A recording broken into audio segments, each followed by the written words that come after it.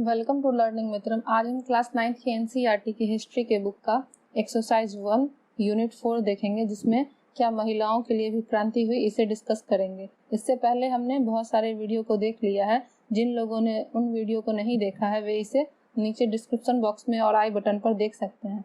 तो चलिए शुरुआत करते हैं। क्या महिलाओं के लिए भी क्रांति हुई? फ्रांस की क्रांति से संबंधित पूछा जा रहा है। क्या जब फ्रांसीसी क्रांति हुई थी तो महिलाओं के लिए क्रांति की गई थी? पहले चलिए यहाँ चित्र को देखते हैं, फिर आगे समझेंगे। वर्साई की ओर कूच करती पेरिस की औरतें, और यह चित्र 5 अक्टूबर 1789 ईस्वी की घटनाओं में चित्र में से एक है। उस दिन महिलाएं पेरिस के वर्साई में जाकर राजा को अपने साथ लेकर लौटी थी। चलिए अब हम इसे समझते हैं। आप यहाँ पे देख रहे होंगे बहुत सारी जो है वो वोमेन है, और एक जो है वो घोड़े पे भी बैठी हुई है। आप देख लीजिए कि उस समय जिस समय फ्रांस को स्वतंत्रता मिली थी 1789 ईस्वी में, तो पुरुषों के साथ जो है महिलाओं ने भी पूरी भागीदारी दी थी। अब चलिए इसे हम समझते हैं कि महिलाएं जो है शुरू से ही फ्रांसीसी समाज में अहम भूमिका निभाने वाली थी। भले ही यहाँ पे मतलब महिलाओं को अधिकार नहीं दिए गए थे। यहाँ पे जो महिलाओं का अधिकार था वो उनके घर तक ही सीमित होता था। पुरुषों के समान उन्हें समाज में अधिकार नहीं दिया गया था। उनकी स्थिति बहुत अच्छी नहीं थी, क्योंकि समाज में उन्हें जो है नीचे वर्ग में ही रखा गया था और पुरुषों के समान कोई अधिकार नहीं दिए गए थे। पुरुषों को मताधिकार का भी अधिकार प्राप्त था, लेकिन महिलाओं को नहीं था। जिसमें उच्च वर्ग की महिलाएं जो होती थी उन्हें भी कुछ खास अधिकार नहीं दिए गए थे। इनका कार्य केवल घरेलू कार्य में होता था। खाना बनाना, कपड़े धोना, पानी लाना और बच्चों को खिलाना और अपने पुरुषों की देखभाल करना। इसके अलावा उन्हें समाज में किसी भी तरीके की हस्तक्षेप की नीति नहीं दी गई थी। हम देखते हैं कि महिलाओं की स्थिति यहाँ बहुत अच्छी नहीं थी। उन्हें केवल संतान उत्पन्न करने वाली मशीन ही समझा जाता था। बस इतना ही कार्य उनका होता था। इसके अलावा उन्हें कोई कार्य नहीं दिया गया था। फिर भी जब 1789 ईस्वी में हमें फ्रांसीसी क्रांति के समय आज़ादी नहीं मिली थी, तो उस वक्त पुरुषों के साथ साथ महिलाओं ने भी अपनी पूरी भागीदारी दी थी। उनके मन में भी अपने राष्ट्र के प्रति जो है प्रेम उत्पन्न था। वो भी चाहती थी कि वो किसी भी तरीके से फ्रांस को आज़ाद करवा सके, स्वतंत्रता की जो है स्थापना कर सके। इसीलिए आप यह चित्र भी देख रहे होंगे कि वर्साई की ओर जो है महिलाएं प्रस्थान कर रही हैं। यहाँ पे उन्होंने पुरुषों के साथ भागीदारी दी और महल में जाकर जो है जो भी राजा लुई 16वां था उसको यहाँ से बाहर निकाल कर लेकर ही साथ में लौटी। आप देख सकते हैं। और यहाँ पे बहुत सारी महिलाओं ने मुख्य रूप से भागीदारी दी। उनके जो भी घर के लोगों को जेल में बंद किया गया था, जेल को तुड़वा कर बाहर भी निकालने में महिलाओं ने काफी ज्यादा योगदान दिया था। महिलाओं ने अपने हितों से काम करने के लिए और चर्चों पर के लिए खुद राजनीतिक क्लब शुरू किए थे। जिस तरीके से यहाँ जेकोबिन क्लब बनाया गया था पुरुषों के लिए, उसी तरीके से महिलाओं ने पुरुष के साथ नहीं, पुरुष से अलग अपना एक क्लब बनाया था जो राजनीतिक क्लब हुआ करता था, जिसमें कि फ्रांस से स्वतंत्रता पाने के लिए बहुत सारे मुख्य बिंदुओं पर विचार किया जाता था। योजना बनाई जाती थी कि किस तरीके से हम फ्रांसीसी क्रांति में सहयोग दे सके। चलिए पहले एक क्रियाकलाप की ओर जान लें। चित्र 12 में जैसा हमने ऊपर देखा कि अंकित औरत उनकी क्रियाओं, उनके हाव भाव, उनके हाथों की वस्तुओं का विवरण दे। गौर से देखें कि क्या वे सभी एक सामाजिक वर्ग की लगती हैं। चित्रकार ने इस आकृति में किन प्रतीकों को शामिल किया, इन प्रतीकों के क्या मायने हैं? क्या महिलाओं को देखकर लगता है कि वे सार्वजनिक रूप से वही कर रही हैं जिससे उनकी उम्मीद की जाती थी? क्या आप सोचते हैं कि चित्रकार महिलाओं के साथ उनके विरोध में खड़ा है? कक्षा में अपनी राय विचार करें। चलिए जो फ्रांसीसी लेखक हैं उन्होंने क्या बताया कि आप महिलाओं को देखें। आप यहाँ देख सकते हैं कुछ महिलाएं ढोल बजा रही हैं, कुछ महिलाओं के पास जो है हथियार है। हथियार भी जो है अलग अलग प्रकार से हैं। कुछ महिलाएं जो है वो टोपी भी पहनी हुई हैं। आपको इसमें जो महिलाएं दिख रही होंगी वो सामाजिक वर्ग में कुछ ऊंची महिलाएं भी हैं और कुछ जो है निचली महिलाएं भी भागीदारी दे रही हैं फ्रांसीसी क्रांति में सहायता प्रदान करने के लिए। महिलाओं को भले ही बहुत अधिक अधिकार नहीं दिए गए थे, लेकिन स्वतंत्रता पाने में उन्होंने अपनी महत्वपूर्ण भूमिका निभाई थी। यहाँ पे क्लब भी बनाया गया था जिसमें महिलाओं को एकत्रित किया जाता था और वहाँ राष्ट्र प्रेम के बारे में बताया जाता था और किस तरीके से वे फ्रांसीसी क्रांति में अपनी सहयोग को दे और फ्रांस को स्वतंत्रता पहुंचाने में मदद कर सके। इस तरीके से उन्होंने पूर्ण रूप से भागीदारी दी। जहां महिलाओं को अच्छा नहीं समझा जाता था, केवल घरेलू कार्य करने के लिए और संतान उत्पन्न करने की एक मशीन समझा जाता था, वहां महिलाओं ने इन घरेलू कार्यों के साथ साथ जो है सामाजिक वर्ग में मुख्य रूप से योगदान दिया। भले ही उन्हें पुरुषों के समान अधिकार प्राप्त नहीं था, लेकिन उन्होंने पुरुषों के साथ मिलजुल कर कार्य किया और फ्रांसीसी क्रांति में अपने पूर्ण जो है वो सहयोग भी प्रदान की। चलिए आगे बढ़ते हैं और समझते हैं। एक पुस्तक है the society of revolutionary and Republic women सबसे मशहूर क्लब यह था उस समय। जिस तरीके से जैकोबिन क्लब था, उसी तरीके से the society of revolutionary club and Republic women को भी स्थापित किया गया था, जिसमें कि महिलाओं के सम्मान के बारे में कहा गया था। उसमें यह भी कहा गया था कि पुरुषों की भांति ही उन्हें अधिकार दिया जा सके और उन्हें भी मतदान का अधिकार दिया जाए। महिलाओं के लिए भी अपना जो है एक नागरिक का दर्जा प्राप्त होना चाहिए। 1791 ईस्वी में जिस समय संविधान बना फ्रांसीसी क्रांति के मतलब विजय के बाद, तो महिलाओं के मताधिकार पे भी जोर दिया गया। लेकिन उस समय तक जो है महिलाओं को अधिकार नहीं दिया गया था। जो उच्च वर्ग की महिलाएं थी उनको भी अधिकार नहीं दिया गया था। तो निम्न वर्ग का तो यहाँ पे सवाल ही नहीं पैदा होता है। तो जो भी महिलाएं उच्च वर्ग की होती थी उन्हें केवल अच्छे स्कूलों में, कॉन्वेंट स्कूलों में पढ़ा दिया जाता था और पढ़ाने के साथ साथ जो है उन्हें उसके बाद उनकी शादी कर दी जाती थी। महिलाओं को घरेलू कार्यों में जो है वो प्रशिक्षण दिया जाता था, लेकिन जैसे कि सामाजिक कार्य में किसी भी तरीके का उन्हें प्रशिक्षण नहीं दिया जाता। महिलाओं को किसी भी तरीके से नहीं समझा जा सकता कि वो पुरुषों के समान है और पुरुषों के अधिकार उनको भी दिए जाएं। लेकिन महिलाओं ने बढ़ चढ़ कर इसमें भाग लिया और हम क्या देखते हैं कि जब बहुत सारी महिलाओं ने आंदोलन वगैरह कर रही थी, तो उस समय काफ़ी ज़्यादा महिलाओं को जेल भी जाना पड़ा, गिरफ्तार कर लिया गया और कुछ को तो गुस्से में फांसी भी चढ़ा दी गई कि वो अपने अधिकारों के विरुद्ध जाकर कार्य कर रही हैं। फ्रांसीसी महिलाओं की राजनीतिक सरगर्मियों को प्रेरक स्मृति के रूप में जिंदा रखा गया, लेकिन बहुत सारी महिलाएं थी जो मरने के बावजूद भी पहले बहुत अच्छा काम करके गई थी। महिलाओं को उन्होंने विश्वास दिला दिया था कि वे अपने अधिकार के लिए स्वयं लड़ेंगी, तभी उन्हें अधिकार पुरुषों के समान मिल सकेगा। और 1946 में हम क्या देखते हैं कि फ्रांस की महिलाओं ने मताधिकार भी हासिल कर लिया था और पुरुषों के ही मुकाबले जो है वो कार्य भी कर रही थी। चलिए, एक महिला है फ्रांस की महिला जिनके बारे में हम समझें कि उनका क्रांति में क्या योगदान रहा था। क्रांतिकारी महिला ओलंप दे गूज, जिसका शासनकाल 1748 से लेकर 1793 ईस्वी तक था। ओलंप दे गूज क्रांतिकारी फ्रांस की राजनीतिक के रूप में सक्रिय महिलाओं में सबसे महत्वपूर्ण थी। उन्हें संविधान में पुरुष एवं नागरिक अधिकारों की घोषणा का विरोध किया, क्योंकि इस महिलाओं को मानव मात्र के मूलभूत अधिकारों से वंचित रखा गया। इसलिए उन्होंने सन 1791 में महिलाओं एवं नागरिक अधिकार घोषणा पत्र तैयार किया, जिसे महारानी और नेशनल असेंबली के सदस्यों के पास ये मांग करते हुए भेजा गया कि इस पर कार्रवाई की जाए। सन 1793 ईस्वी में ओलंप दे गूज ने महिला क्लबों को जबरदस्ती बंद करने के लिए जैकोबिन सरकार की आलोचना की। उन पर नेशनल कन्वेंशन द्वारा देशद्रोह का मुकदमा चलाया गया और इसके तुरंत बाद उन्हें फांसी पर लटका दिया गया। जो ओलंप दे गूज थी, इन्होंने महिलाओं के लिए काफ़ी ज़्यादा योगदान दिया, महिलाओं के अधिकार के बारे में भी बताया। एक घोषणा पत्र भी जारी किया जिसके तहत जो है महिलाओं को पुरुष के समान अधिकार दिया जाए। इसमें मुख्य रूप से बातों पर चर्चा की गई थी। जिस समय पुरुषों की भांति जैकोबिन क्लब जो है महिलाओं का भी अपना एक चल रहा था, जहाँ हमने ऊपर देखा था कि महिलाओं के लिए भी एक अलग से क्लब था, लेकिन बाद में इसे बंद कर दिया गया। The society of revolutionary and Republic women, इसे जो है बंद करवा दिया गया था पुरुषों के द्वारा। तो जो भी महिला थी ओलंप दे गूज, इन्होंने काफ़ी ज़्यादा विरोध किया और यह भी उनकी आलोचना की जैकोबिन क्लब की 1793 ईस्वी में कि महिलाओं के जो क्लब है उनको ज़बरदस्ती बंद करा दिया गया। इस कारण जो है उन पर देशद्रोह का मुकदमा चलाया जाए, जिस कारण चूँकि समाज पुरुष वर्ग ही था, तो इसीलिए इनको विरोध करने के कारण ओलंप दे गूज को फांसी पर लटका दिया गया और इनका जीवन समाप्त कर दिया गया। लेकिन हम क्या देखते हैं कि इनकी मृत्यु के बाद भी बहुत सारी महिलाएं जो है प्रयत्नशील हो चुकी थी, अपने अधिकारों को वो समझ चुकी थी और अपने लिए लड़ने के लिए भी वे प्रयत्न कर रही थी। तत्पश्चात हमने देखा कि महिलाओं को जो है मताधिकार भी मिल गया और समाज में पुरुषों के समान तो नहीं, लेकिन पुरुषों से नीचे भी अधिकार उन्हें नहीं दिया गया। ओलंप दे गूज ने जो घोषणा पत्र लिखा था, चलिए हम उन्हें समझते हैं। यह ओलंप दे गूज का घोषणा पत्र है जिसमें औरत जो है पुरुषों की भांति क्या है, स्वतंत्र है, इसलिए उन्हें पुरुषों की भांति अधिकार देना चाहिए। उन्हें जो है राजनीतिक संगठन में पुरुषों के जैसा ही नैसर्गिक अधिकार देना चाहिए। स्वतंत्रता, संपत्ति, सुरक्षा और शोषण के प्रतिरोध का अधिकार पुरुषों की ही भांति उन्हें देना चाहिए। समग्र संप्रभुता जो है राष्ट्र में निहित है, जो पुरुषों एवं महिलाओं में संघ के सिवाय कुछ भी नहीं है। जो भी समाज बना है वो महिला और पुरुष से मिलकर बना है, तो फिर यहाँ पे भेद कैसा। कानून समान इच्छा की व्यक्ति होनी चाहिए। सभी महिला एवं पुरुष नागरिकों का या तो व्यक्तिगत रूप से अपने प्रतिनिधियों के माध्यम से विधि निर्माण में दखल देना चाहिए, या भी सभी के लिए समान होना चाहिए और समान रूप से बिना किसी भेदभाव के हर तरह से समान व सार्वजनिक पद के हकदार हो। कोई भी महिला अपवाद नहीं है, वो विधि सम्मत प्रक्रिया द्वारा अपराधी ठहराई जा सकती हैं, गिरफ्तार और नजरबंद की जा सकती हैं। पुरुषों की तरह महिलाएं भी कठोर नियम का पालन कर सकती है। चलिए इन्हें समझे कि ओलंप दे गुज ने अपने घोषणा पत्र में बहुत अच्छी बात बताई कि वो पुरुषों के ही समान है।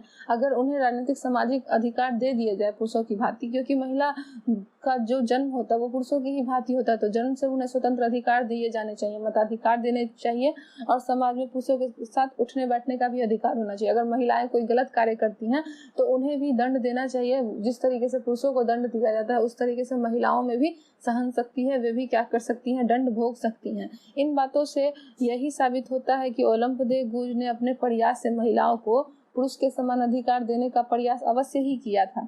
ओलंप दे गुज के द्वारा तैयार किए गए घोषणा पत्र में स्रोत 6 तथा पुरुष एवं नागरिक घोषणा पत्र स्रोत ग की तुलना करें। आप इन दोनों की तुलना करें कि नागरिक घोषणा पत्र में क्या कहा गया था और जो है ओलंप दे गुज की घोषणा पत्र में क्या कहा गया था। आप दोनों यहाँ समझेंगे कि जैसे कि पुरुष के अधिकारों को भी बताया गया उस तरीके से महिलाओं को भी अधिकार होना चाहिए। जिस तरीके से पुरुषों को मताधिकार है महिलाओं को भी दिया जाना चाहिए। समाज में उन्हें शक्तिशाली अगर कहा जाता है तो महिलाओं को भी उतना अधिकार देना चाहिए। मतलब दंड वगैरह नियम कानून सब महिलाओं और पुरुषों के लिए क्या होना चाहिए, समान होने चाहिए।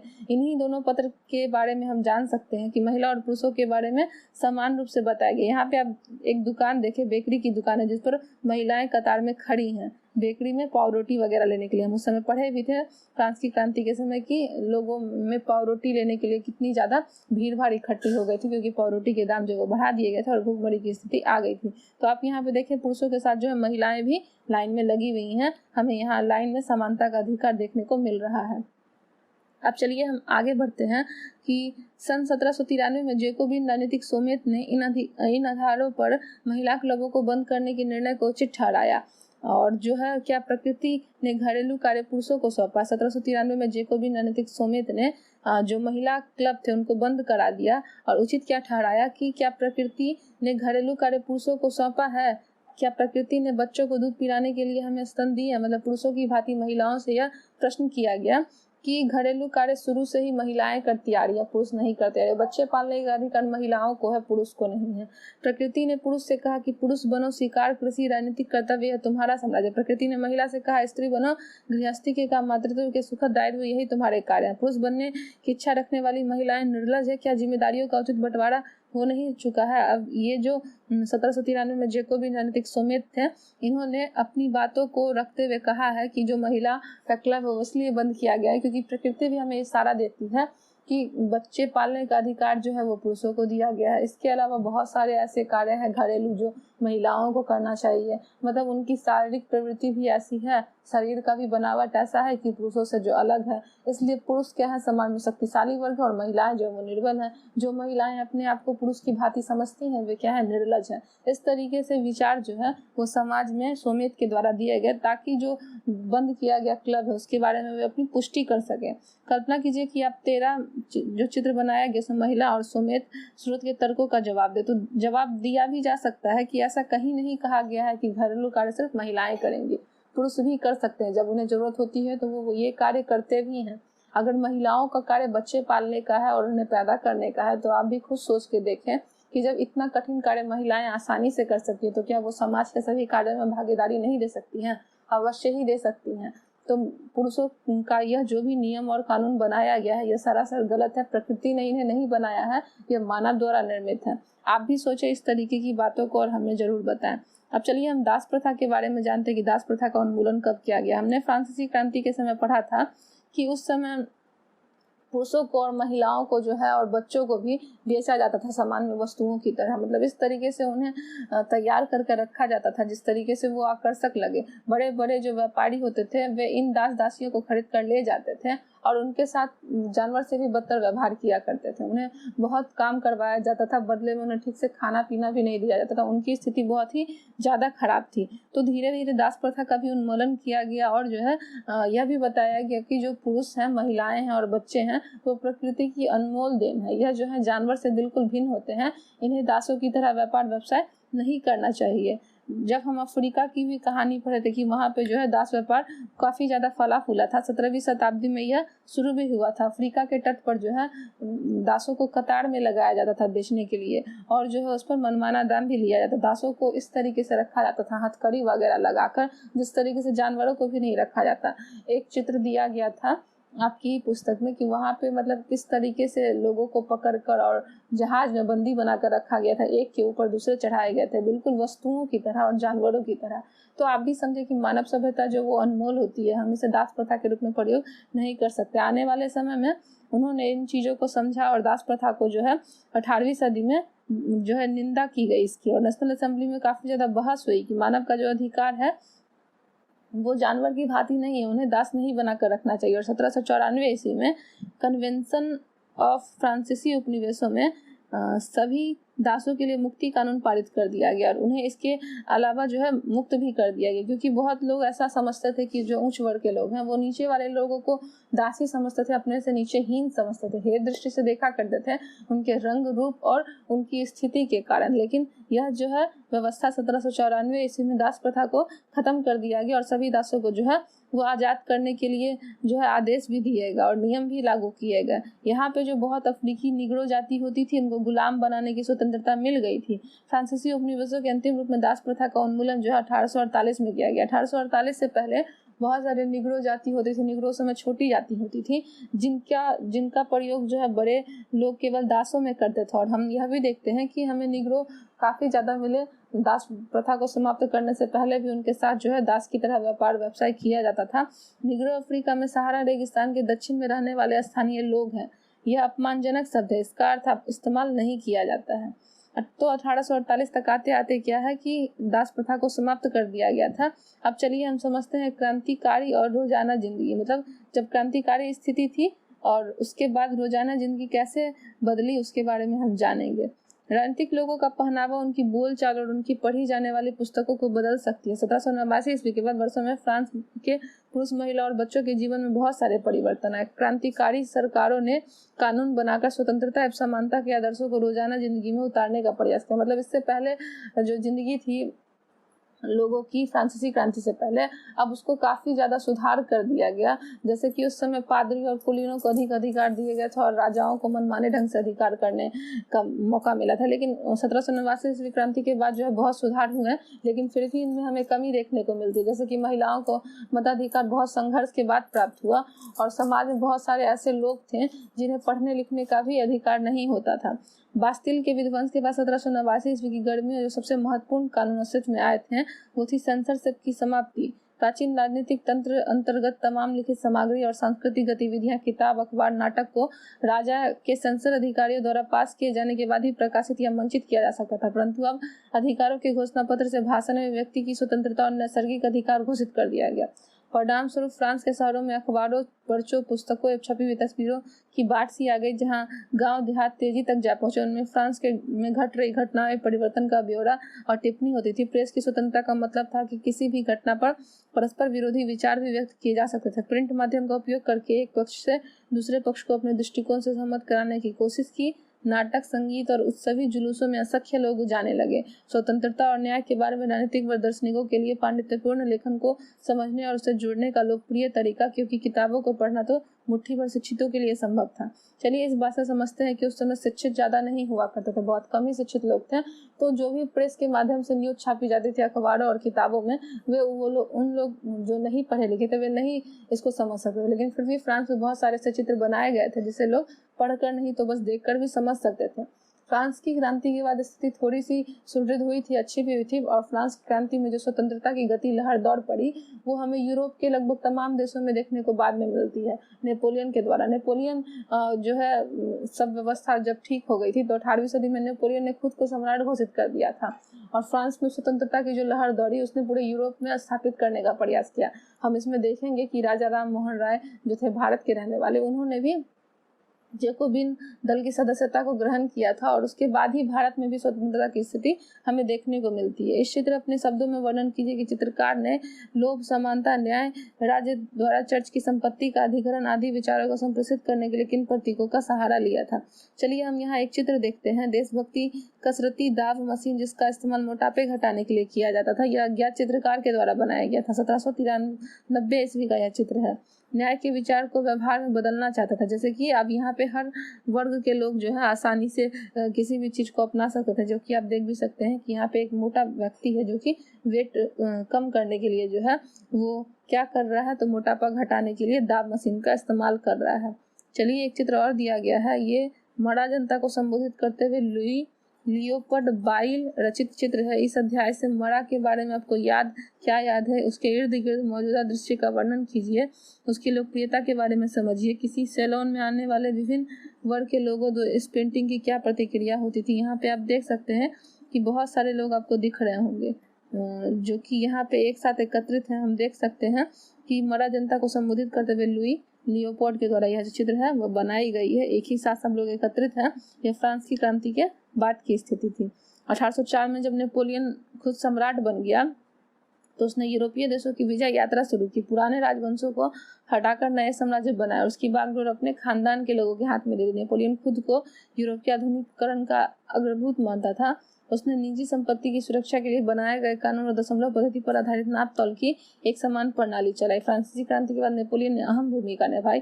उसने बहुत सारे सुधार किए और जो भी राजनीतिक व्यवस्था थी उसे अपने लोगों में बांट दिया ताकि वे इसमें और सुधार कर सके, लेकिन सुधार की यह प्रक्रिया अधिक दिनों तक नहीं चल सकी। 1815 में वाटरलू में उसकी हार हो गई। यूरोप के बाकी हिस्सों में मुक्ति और आधुनिक कानूनों को फैलाने वाले उसके क्रांतिकारी उपायों का असर उसकी मृत्यु के बाद सामने आया और नेपोलियन की मृत्यु के बाद जो है एक बार राजतंत्र की स्थापना फिर से फ्रांस में हो जाती है।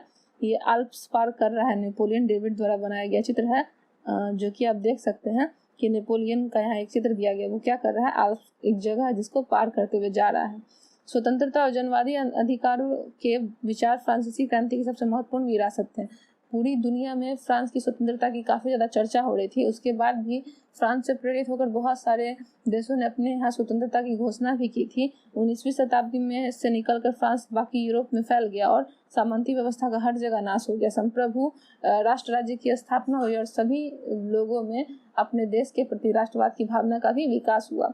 टीपू सुल्तान और राजा राम मोहन राय क्रांतिकारी फ्रांस में उपजे विचारों से प्रेरणा लेने वाले दो ठोस उदाहरण थे कि इन्होंने अपने साम्राज्य में जो है स्वतंत्रता की लड़ाई लड़ने में मुख्य भूमिका निभाई थी। चलिए इस क्षेत्र को हम समझते हैं और जानेंगे। राजा राम मोहन राय उस समय यूरोप में फैल रहे नए विचारों से प्रभावित होने वाले में से एक थे। फ्रांसीसी क्रांति और जुलाई की क्रांति के उनकी कल्पना की नई धार दी। फ्रांस में 1830 में जुलाई की क्रांति के बारे में जानने वाले वह किस चीज के बारे में पता नहीं करते थे। हालांकि एक दुर्घटना के कारण दोनों लंगड़ा कर चलते थे, इसलिए इंग्लैंड जाते हुए केप टाउन में वह जिद करने लगे उन्हें क्रांतिकारी तिरंगे झंडे वाले युद्धपोत दिखाया जाए। Sushobhan Sarkar notes on the Bengal renaissance 1946 की एक घटना है जिसमें यह दिया गया है कि किस तरीके से राजा राम मोहन राय ने फ्रांस की 1830 की क्रांति में दिलचस्पी ली और किस तरीके से फ्रांस को स्वतंत्रता प्राप्त हुई और आने वाले समय में वो काफ़ी ज़्यादा दृढ़ संकल्प रखते थे कि फ्रांस में क्या क्या घटित हो रहा है, वहाँ से वे प्रेरणा लेकर भारत की भी आज़ादी में मुख्य रूप से भूमिका निभा सके। तो चलिए अब यह चैप्टर जो है वो समाप्त हुआ। मिलते हैं अपने नेक्स्ट वीडियो में। अगर आपको यह वीडियो अच्छा लगा हो तो इसे लाइक ज़रूर करें, हमें कमेंट करें और हमारे चैनल को सब्सक्राइब करें और इसे अपने दोस्तों में भी शेयर करें। Thank you.